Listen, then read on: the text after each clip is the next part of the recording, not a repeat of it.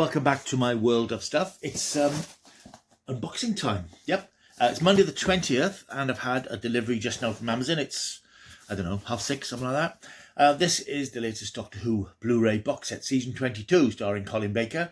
This was announced months and months ago. It's finally arrived. I ordered it from Amazon, and when I checked on the weekend, it was due for delivery on the 25th, which is Friday. That all changed in the way things often do with Amazon. It was due tomorrow, and then this morning I had emails to say it was due today.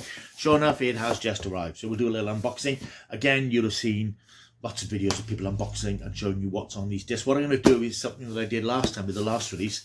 Just open up the box and show you how the contents are and what they look like. And then later in the week, when I've viewed some of the contents, I'll just do a little update, which I think some people found quite handy last time, and a little review of what's on the discs and what I thought of them. Right, without any further ado, let's open this boy. Okay, so here we go. The set arriving in the usual, actually not a bad, sturdy Amazon box for a change. So here it is, season 22, starring Colin Baker, on limited edition Blu-ray box set, 8 discs. Now, I have to say this isn't a season I was particularly looking forward to seeing again. This is the season that famously saw the axe being swung on Doctor Who by Michael Gray, the controller of the BBC at the time. Colin Baker's first full season as the Doctor, and as I recall, about 9 episodes into the 13-episode run, it was announced that the BBC were resting the show. There wouldn't be a series the following year. As we now know, the plan originally was to cancel the series completely, but there was an outcry because Doctor Who still had a certain cachet with the public. There was a bit of an outcry, and the BBC were forced to do an about turn and say it would come back. But the show never recovered from that blow of lack of confidence that the BBC showed in it, and it sort of staggered on for another 3 or 4 years, but never found its way back into the public consciousness, at least not until 2005. But that's a whole other story. So this is season 22, starring Colin Baker. It's not a great season. This is the time when the show was becoming a bit desperate, a bit self-indulgent.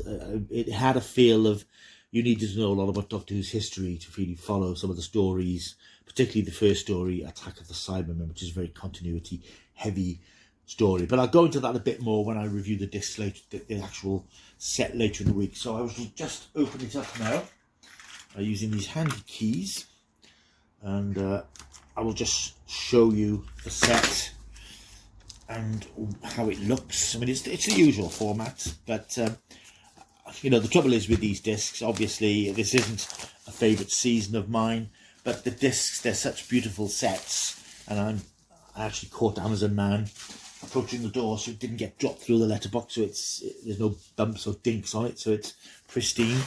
So they've got the usual Doctor Who, very nice image, I think by Lee Binding, which sort of sums up what's on the show. It's Colin Baker as the Doctor with various creatures who appear in the series. You've got the Rani, the Master, the Cybermen, Sontarans, although I believe it's a Sontaran.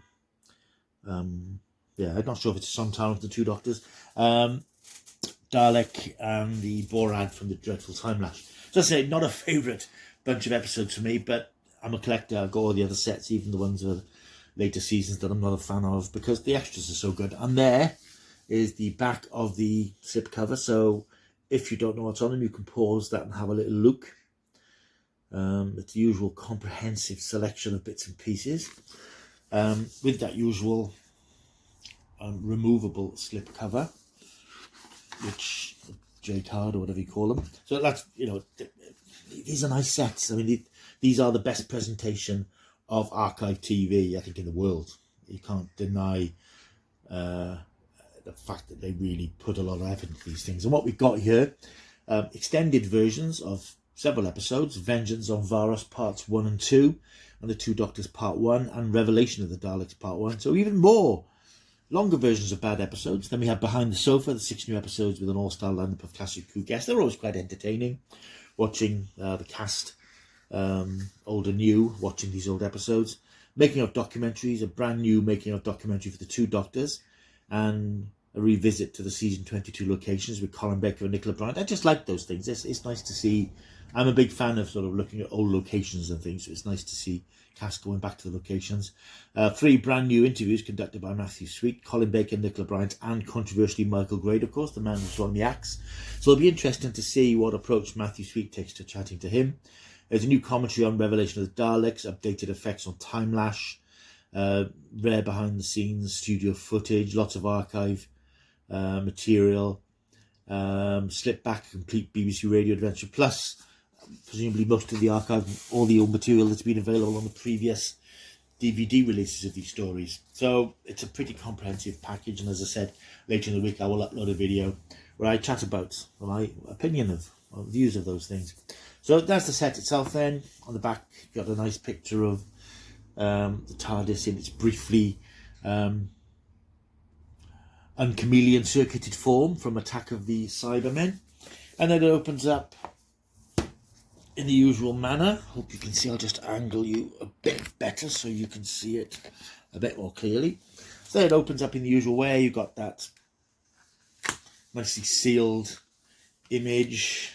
The images of the Doctor and Perry from the Dalek story Revelation of the Daleks. That opens up.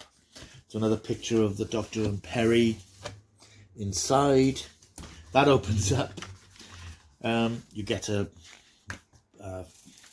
merchandise leaflet and the usual nice big chunky booklet that tells you everything you need to know about the making of the episodes, fully illustrated, lots of information, text, pictures and so on, and a very nice image inside. Not sure how clearly you can see all this. We have the TARDIS control room with, I notice, a Cyberman coming through the door. So yeah, nicely presented as usual.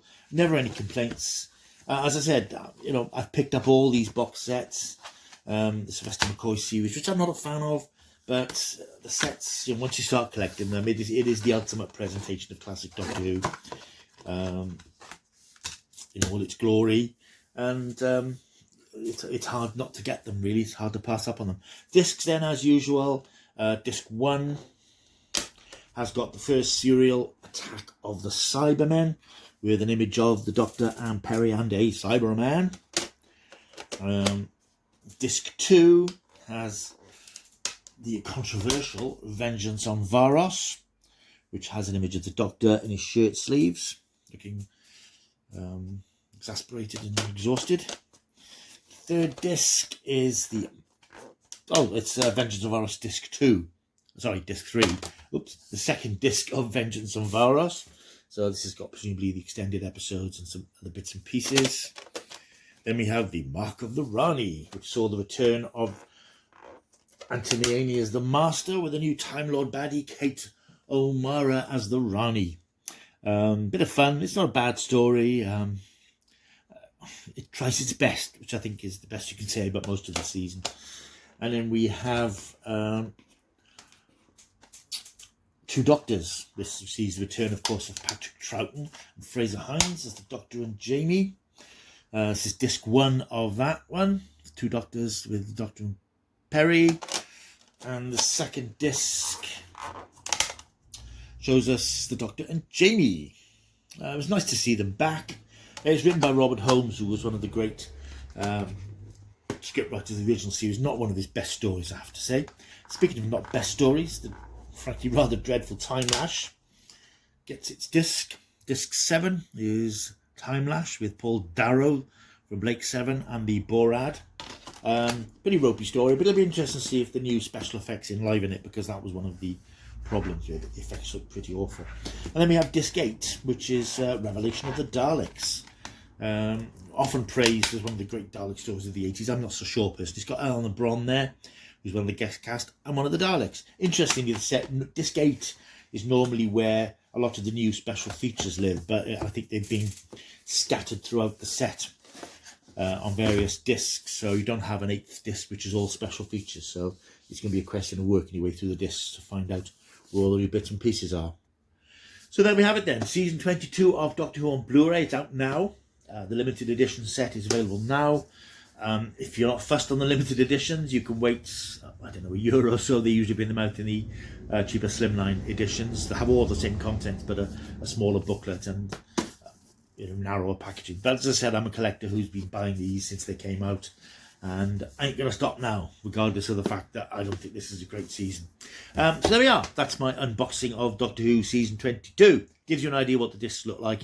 And as I said, later in the week when I have a look at some of those features, I will report back and give you my overview of the set as a complete package. Thank you very much for watching. Hope you enjoyed this video. I will be back with some more stuff very, very soon. Until then, you know what they say. Just keep taking the stuff.